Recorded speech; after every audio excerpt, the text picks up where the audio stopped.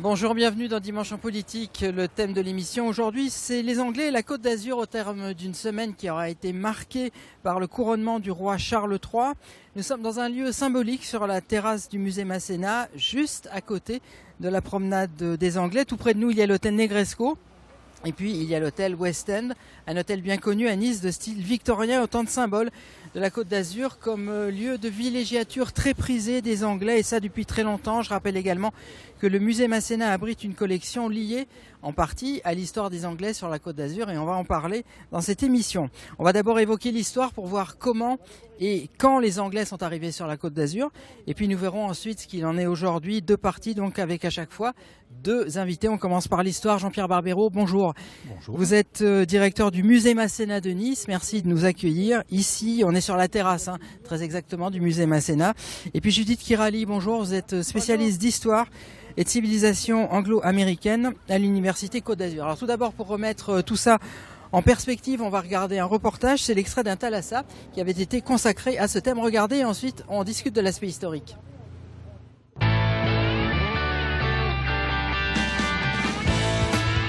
Au XIXe siècle, les Anglais s'éprennent de Nice et de son doux climat hivernal. Les Londoniennes doivent jouer du parapluie pour supporter la lumière éclatante de la Côte d'Azur.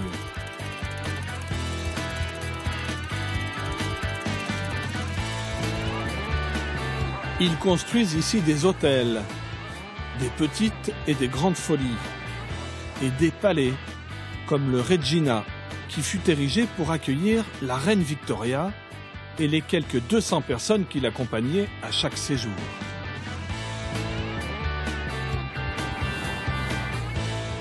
Bref, les Anglais ont en quelque sorte lancé le tourisme ici. Puis, les Anglais, trouvant la vieille ville tortueuse, exiguë et bien peu hygiénique à leur goût, décident de faire construire un nouveau Nice. Et au bout de chaque rue, la célébrissime promenade des Anglais, dont le nom n'est nullement usurpé. C'est bien un révérend anglais qui la fit construire par les mendiants de la ville contre menu monnaie.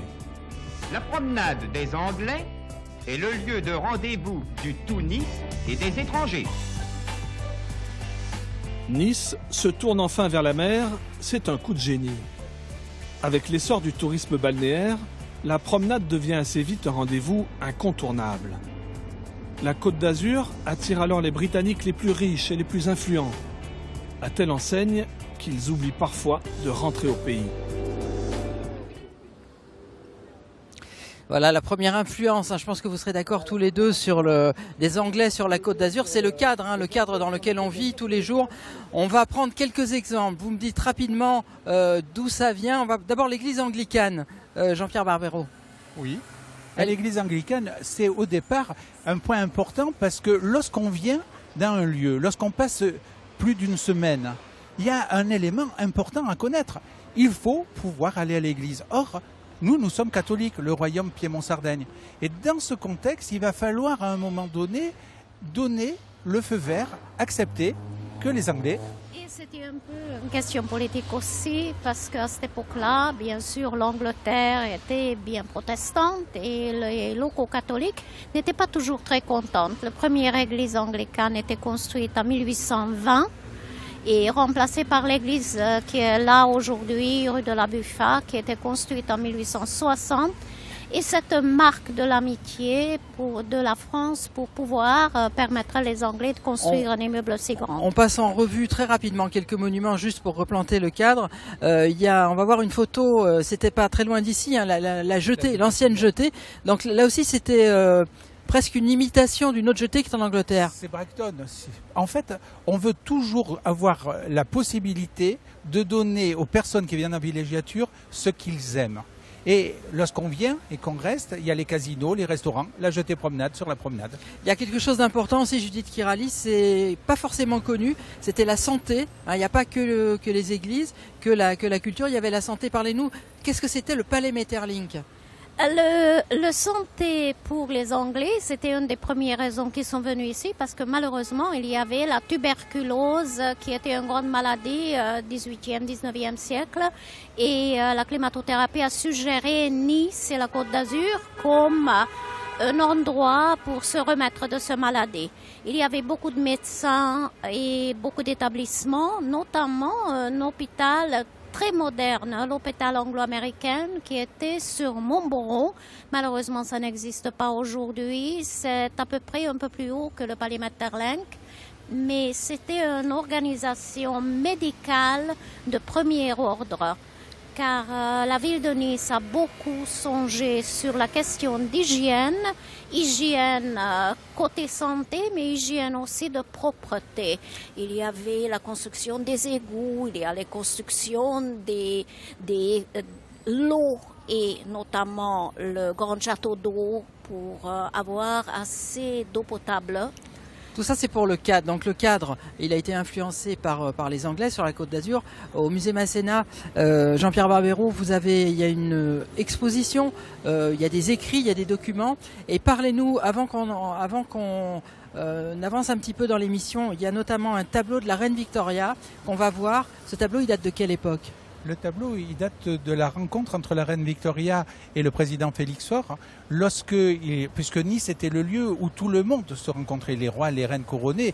Donc la reine Victoria étant présente en 1892, elle décide de faire un cadeau. Et ce cadeau, c'est la réplique du tableau qu'elle avait fait, l'original, pour Windsor, et qui marque tout ce qui est important pour l'Empire anglais, c'est-à-dire le royaume impérial, la partie qui touche les empires, et donc l'Inde, l'Empire de l'Inde. Et donc on est sur un tableau qui est très symbolique, et elle a décidé de le mettre pour le président. Et c'est aussi ce tableau qui est passé par l'Élysée et par Versailles. Alors Judith Kirali, vous avez abordé tout à l'heure un petit peu cet aspect qu'on va développer. Cette histoire, elle n'avait pas forcément très bien commencé parce que les Anglais étaient plus riches que les Niçois quand ils sont arrivés ici. Vous l'avez dit, ils étaient protestants. Nice était très catholique. Au départ, c'était pas évident la cohabitation. C'était pas du tout évident la cohabitation. Heureusement pour les Anglais, Nice était à ce moment-là pas encore français, mais appartenait aux maisons de Savoie. Et on a eu la première permission en 1820 pour s'établir cette colonie et un peu plus tard des cimetières aussi bien sûr, car on ne pouvait pas enterrer les protestantes dans la terre sacrée catholique, c'était pas permissible. Mais cette amitié qui sera bien sûr couronnée par l'entente cordiale beaucoup plus tard, presque un siècle plus tard, est développée lentement et aussi développée une importance, une reconnaissance de l'importance économique de cette colonie qui a apporté beaucoup d'argent et non seulement l'argent dépensé, mais l'argent qui était une source de revenus pour les locaux, les autochtones. Alors Jean-Pierre Barbero, on dit c'est pas évident, c'était pas évident au point que les Anglais ils ont transformé la ville puisqu'ils ont créé la promenade des Anglais et ils ont ouvert la ville sur la mer, ce qui n'était pas le cas avant. Donc comment les Azuréens, les Niçois en particulier, mais les Azuréens ont compris petit à petit l'apport de la communauté anglaise? Nous, de notre côté, on est paysans. On travaille la terre. Et en même temps, on n'est pas très riche. On est une ville qui est plutôt une ville-jardin. On est cet espace entouré d'agrumes. Et l'arrivée des Anglais qui passaient au départ par le Grand Tour, ils ne faisaient que s'arrêter entre Marseille, Gênes, Venise. Petit à petit, grâce à Thomas Smollett, fait qu'il décide de s'implanter, de rester d'abord dans le Vieux-Nice, un petit coin du Vieux-Nice, sur, je dirais aujourd'hui, la rue Saint-François-de-Paul, et puis après, la construction de ce Newborough. Nous, on va comprendre que le fait de s'associer, de travailler ensemble, ça nous permettait d'un seul coup d'avoir des revenus. Et en fait, la crise sociale n'existait pas à l'époque. Il n'y a pas d'un côté ces Niçois qui étaient là en train de se demander qu'est-ce que fait cette colonie anglaise, mais au contraire, c'est un travail ensemble de construction d'une ville ensemble. Ça donnait du travail aux femmes qui n'ont pas eu de travail auparavant. Ça donnait un revenu supplémentaire à une population qui était extrêmement pauvre. Et bien sûr, ça a augmenté la qualité de vie de tout le monde, car les améliorations urbaines n'étaient non seulement dans les quartiers riches, comme ici, Croix de Marbre, mais partout dans la ville. Si je comprends bien, ce que vous êtes en train de nous expliquer, c'est que l'image assez traditionnelle, le cliché qu'on a des Anglais qui venaient un peu comme des touristes, en villégiature. Alors c'est important, on va voir, mais c'est un peu réducteur. C'est-à-dire qu'il y a eu un apport également économique. Il y a un apport économique. Et puis regardez la promenade des Anglais, puisqu'on s'y trouve. On est en 1820. Je parlais tout à l'heure de cette ville jardin et des agrumes. Coup de froid, problème pour pouvoir faire travailler. Les Niçois, ils sont en absence de travail, il y a les SDF, et la société anglaise, avec le révérend Levisway, va faire une souscription pour créer ce chemin. Et en fait, pendant qu'il y avait la construction de cette promenade, les Niçois ont eu du travail, ont pu continuer à faire vivre les familles. On est dans cette rencontre entre deux sociétés, la société aristocratique qui faisait le tour, le grand tour, pour revenir à l'antique, pour revenir à la connaissance des autres, et puis Nice qui s'adapte et qui petit à petit va se construire, et c'est une des raisons du classement par l'UNESCO au patrimoine mondial. Oui, justement, c'est ce que j'allais vous dire. Cette histoire très importante du classement de Nice au patrimoine mondial de l'UNESCO. Nice qui est classée en tant que ville de villégiature d'hiver de la rivière Ain. C'est ça le titre exact. Oui. Est-ce que finalement ça a des racines à la fois lointaines et profondes? En fait, c'est le classement d'un espace qui n'est pas le vieux Nice, qui n'est pas ce lieu qu'on pourrait trouver au vieux Menton, au vieux Cannes, mais cette construction qui a été faite avec les Anglais et puis après avec les Russes au fur et à mesure, cette ville qui va se construire en écoutant l'autre, libre de culte. On le voit avec l'église anglicane, mais on le voit aussi avec l'église orthodoxe, avec une liberté de mœurs aussi, qui est très sensible. Et puis, lorsqu'on regarde les bâtiments, cette prise en compte du besoin de l'autre. Et je rajouterai très rapidement que lorsqu'on regarde cette ville, qu'on dit ville-jardin, depuis 1820, depuis le Concilio d'Ornate, lorsque vous regardez, c'est le positionnement qui va à l'encontre de ce qu'est une rue Haussmann à Paris. Vous avez la rue, des jardins qui font 7 à 8 mètres et les bâtiments. Et c'était une volonté de pouvoir respirer, parce que lorsque vous venez de Londres, par exemple, il y a les tout à l'égout qui posent des problèmes, les tanneries. Et lorsqu'on arrivait à Nice, on avait l'odeur des orangers. Un point important, Judith Kirali, je ne voudrais pas qu'on fasse cette émission sans en parler, l'importance de la communauté anglaise sur la Côte d'Azur au niveau de la littérature et de la culture, c'est très important aussi. Je parle avec beaucoup de plaisir de la littérature, car il y a toujours la bibliothèque anglo-américaine, qui est la plus ancienne bibliothèque de la ville de Nice, qui est en activité, rue de France. Et la littérature a complété cette image très importante dans la publicité de la Côte d'Azur. Je vous coupe, ce que vous voulez dire, c'est qu'il y a des Anglais qui écrivent sur la Côte d'Azur, et en plus, quand ils écrivent, ils parlent de la Côte d'Azur, c'est ça en fait. Il écrit ici sur la Côte d'Azur, qui va amener encore plus d'une clientèle, et c'est une représentation très favori de Nice et bien sûr les villes côtières qui complètent l'image pictoriale, l'image de l'art que M. Barbero a dans son musée, qui a toujours représenté la Côte d'Azur comme un lieu non seulement beau, mais qui a des attractions, il y a de quoi faire, des jardins, des cinémas, de l'opéra, des expositions, de l'art. Et c'est une image très importante aujourd'hui pour une clientèle, car rappelons que même aujourd'hui, il y a 45% de la clientèle touristique est anglais, ou plutôt britannique, non seulement anglais, et 15% est américaine. Donc 60 à 65% de clientèle ici parle anglais. C'est important de faire la publicité. Voilà pour la partie historique. J'ai dit qu'on allait commencer par ça. Je vous remercie tous les deux. Restez là. Vous allez être remplacés par deux autres invités. Mais avant, on va voir un reportage sur un couple qui a choisi de s'installer en France. C'était il y a 33 ans. Alors ils sont venus ici pour le travail. Ils y sont restés de leur plein gré. Et maintenant, pour rien au monde, ils ne retourneraient dans leur pays d'origine, c'est-à-dire en Angleterre. Ils sont britanniques.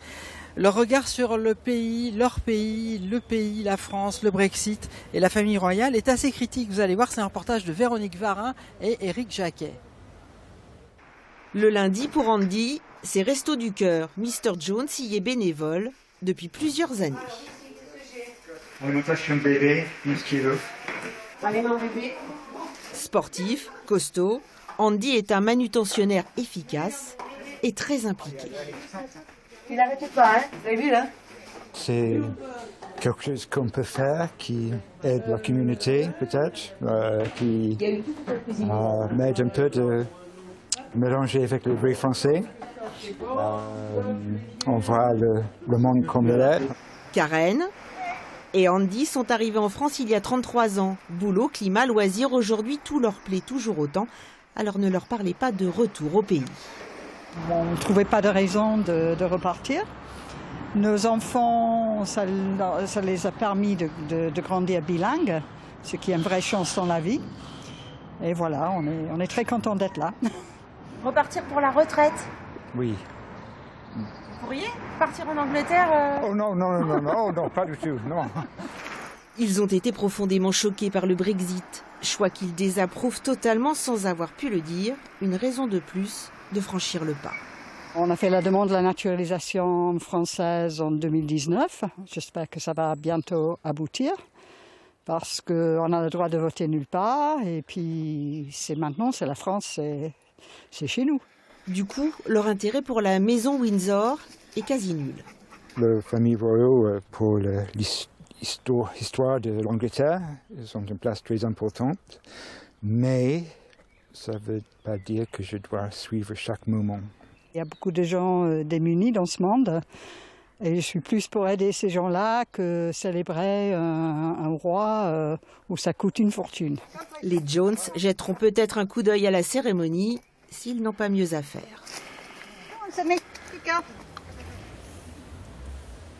Voilà, deuxième partie d'émission, on passe à la partie plus contemporaine. Pourquoi les Anglais vivent aujourd'hui sur la Côte d'Azur. Je vous avais dit, on a changé d'invité, je vous les présente tout de suite. Michael Chapira, bonjour. Vous êtes retraité, vous êtes anglais, vous vivez sur la Côte d'Azur. Alors, si on met tout bout à bout, vous avez passé 30 ans sur la Côte d'Azur, vous allez nous expliquer ça. Et puis Sarah Lissette, bonjour madame. Bonjour. Vous êtes journaliste anglaise à Riviera Radio. Alors, la partie contemporaine aujourd'hui, je vous pose la question à tous les deux, en guise d'introduction de cette deuxième partie. Que recherchent les Anglais aujourd'hui sur la Côte d'Azur? Bien sûr, c'est plus du tout la même chose qu'au XVIIIe siècle. Tout a évolué. Qu'est-ce qu'ils recherchent? Sarah Lissette. Je pense que malgré, comme vous dites, le temps, les 200 ans qui sont découlés, c'est toujours la même chose. C'est le climat. Les Anglais ils ont une histoire qui est citée ici. On est sur la promenade des Anglais. Et je pense que c'est toujours le climat, le train de vie qui est beaucoup plus, comment dire, peut-être moins en course dans certaines villes comme en Angleterre. Et d'être plus épaisé quand on regarde tout ce qu'on a autour. La lumière, c'est un endroit tellement magnifique. Michael Chapira, est-ce que vous êtes venu pour le climat? Non, il y a d'autres choses quand même. Non, j'adore la France parce que j'ai passé quelques ans à Paris quand j'étais jeune, 3 mois par an. Et mon oncle et ma tante m'a montré tous les éléments de culture, les musées, etc. Et à cause de ça, de plus en plus, je suis attiré par la vie en France et naturellement le soleil, parce que je viens de Yorkshire, on le voit de temps en temps. Et puis aussi la culture, donc il n'y a pas que l'aspect météorologique. Alors justement, je pose là aussi la même question à tous les deux. Les Anglais qui vivent en Angleterre, ils ont souvent un rapport très fort, très étroit avec la monarchie. Est-ce que quand on vient s'installer à l'étranger, sur la Côte d'Azur par exemple, ce rapport devient plus lointain ou est-ce qu'on garde ce lien très fort? Sarah Lissette. Moi, je pense que c'est un peu un paradoxe qu'on habite dans l'Angleterre, comme les Français qui habitent à Londres. On est peut-être plus anglais ou notre pays d'origine par rapport au fait qu'on n'est pas sur place. C'est une sorte de réflexe un petit peu de communauté. Vous vous retrouvez aussi entre vous. Michael Chapira, est-ce que vous côtoyez des Anglais ici? Honnêtement, j'ai des amis français, plutôt que des amis anglais ici. Mais pour répondre à la même question, c'est vrai que quand on est hors de son pays, on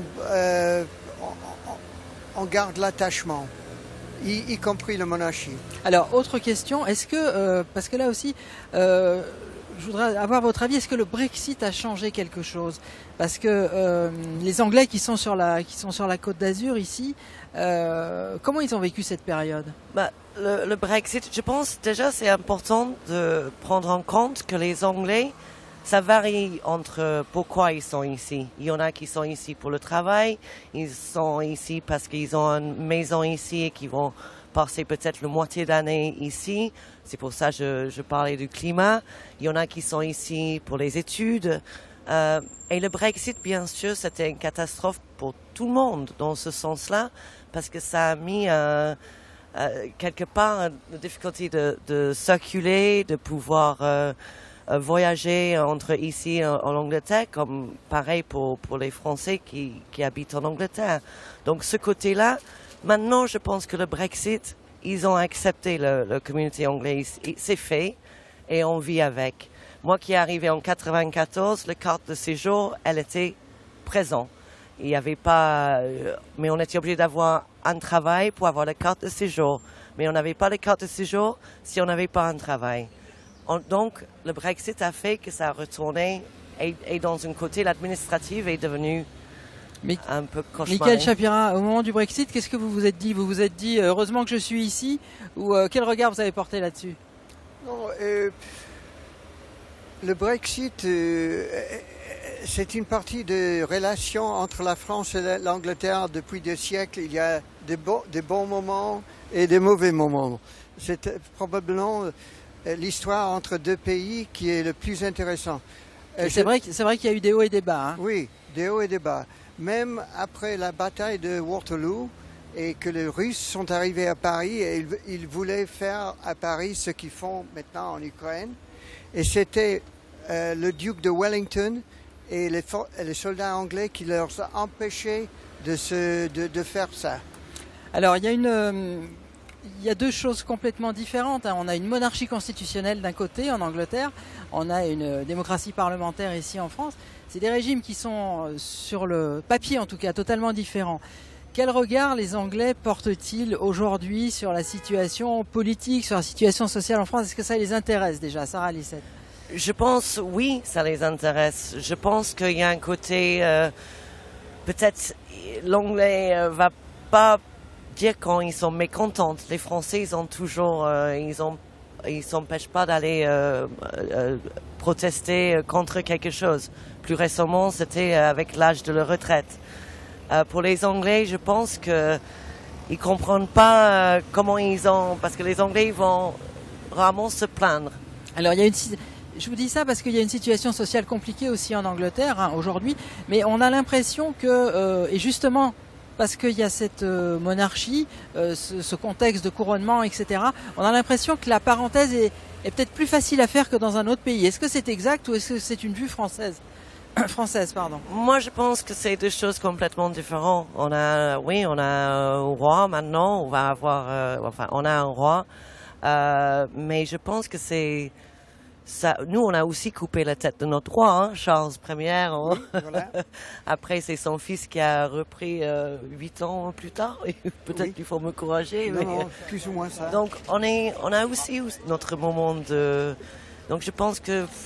Qu'est-ce que vous en pensez, Michael? Michael Chapira, est-ce que vous regardez les informations françaises ou anglaises quand vous êtes chez vous?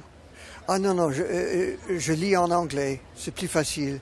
Et je regarde pas la télé, je lis. Mais vous vous intéressez à l'actualité française quand même? Oui, naturellement.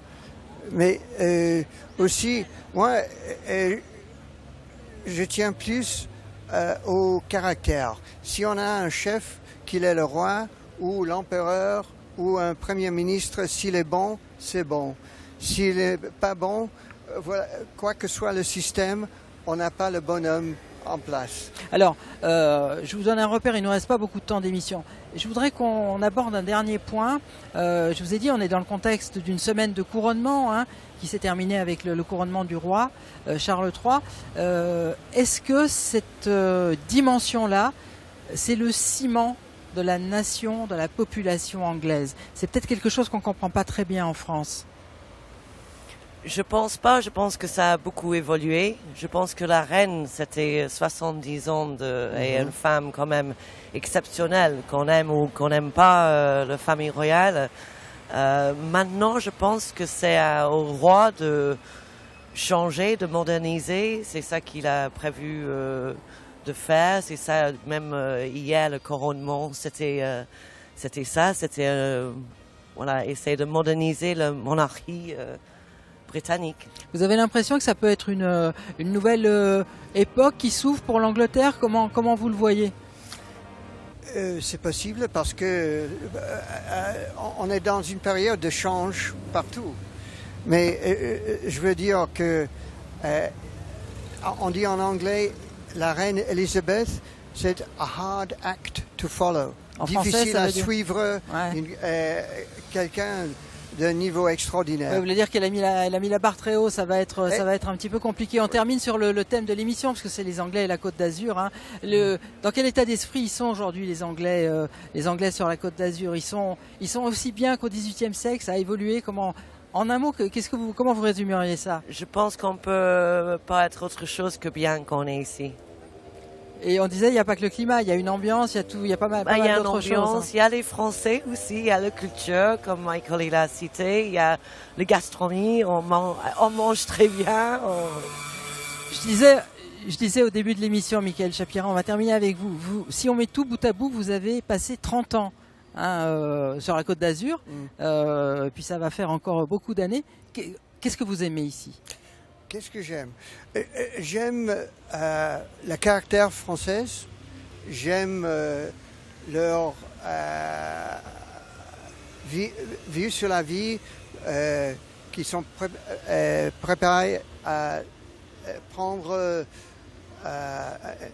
tous dans une bonne manière. Un état d'esprit commun. Oui, voilà. Et ça existe nulle part ailleurs. Sarah Lissette, ce sera le mot de la fin. Pour moi, non.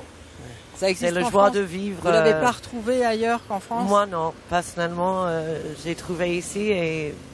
C'est ce que vous disent les gens qui vous parlent aussi sur Riviera Radio? Moi aussi, oui. Je pense qu'il y en a beaucoup qui sont venus, ils sont repartis, ils sont revenus. Et moi, dans mon cas, je suis venue pour faire un tour du monde. Je suis jamais partie. Qu'est-ce qu'ils vous disent? Qu'ils sont heureux ici, tout simplement? Oui, je pense que les Anglais sont heureux ici. Ils ont quitté, oui, Angleterre pour des raisons, mais peut-être il y a les mêmes soucis qu'en Angleterre. Mais c'est une autre ambiance. Merci beaucoup, merci à tous les deux. Je vous avais dit qu'il y aurait une partie historique, une partie contemporaine, c'est ce qu'on a fait. Merci à vous de nous avoir suivis. Je vous rappelle qu'on était sur la terrasse de la Villa Masséna à Nice. La semaine prochaine, vous retrouverez Nathalie Layani pour un autre Dimanche en politique. Très bel après-midi sur France 3. Et la semaine prochaine, un autre Dimanche en politique. Très bel après-midi.